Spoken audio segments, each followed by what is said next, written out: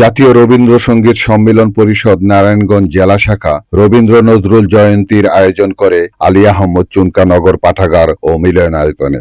17 মে শুক্রবার সন্ধ্যায় শিল্পীদের রবীন্দ্রসঙ্গীত ও নজরুল গীতি পরিবেশনায় এক্সপেরিমেন্টাল হলে সৃষ্টি হয় এক ভিন্ন মাত্রার শৈল্পিক আবহ।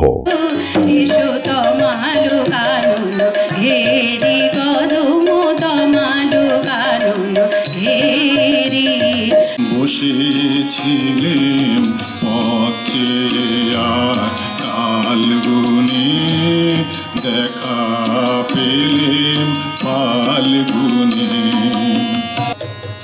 কেমনে বলিব তোমার রচনা, কেমনে রটিব তোমার করুণা, কেমনে বলিব তোমার। Report Shahjahan Chowdhury, NNTV, Narayanganj.